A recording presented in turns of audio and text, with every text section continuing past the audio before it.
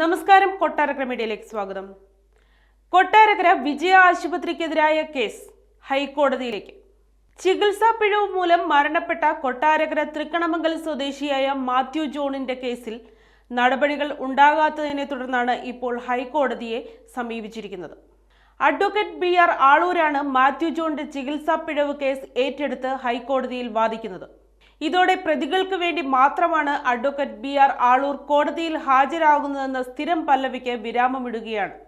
ഇരകൾക്ക് നീതി തേടിക്കൊടുക്കാനും അഡ്വക്കേറ്റ് ആളൂർ കോടതിയിൽ ഹാജരാകുമെന്നതിന്റെ ഉദാഹരണം കൂടിയാണ് വിജയ ആശുപത്രിക്കെതിരായ ഈ ചികിത്സാ പിഴവ് കേസ്.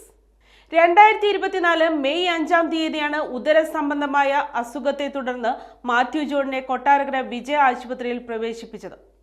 എന്നാൽ വിജയ ആശുപത്രിയുടെ ഭാഗത്തു നിന്നുണ്ടായ ചികിത്സാ പിഴവ് മൂലം അദ്ദേഹത്തെ മറ്റൊരു ആശുപത്രിയിൽ പ്രവേശിപ്പിക്കുകയും അവിടെ ചികിത്സയിലിരിക്കെ 2024 മെയ് 23-ാം തീയതി മരണപ്പെടുകയും ചെയ്തു.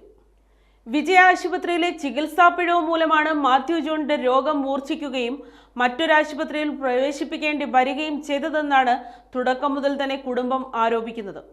ഇക്കാര്യം വ്യക്തമാക്കി മാത്യു ജോണിന്റെ കുടുംബം നിരവധി പരാതികൾ നൽകിയെങ്കിലും യാതൊരു നടപടിയും ആശുപത്രിക്കെതിരെ ഉണ്ടായില്ല. ഇതിനെ തുടർന്നാണ് ഇപ്പോൾ ഹൈക്കോടതിയെ സമീപിച്ചിരിക്കുന്നത്.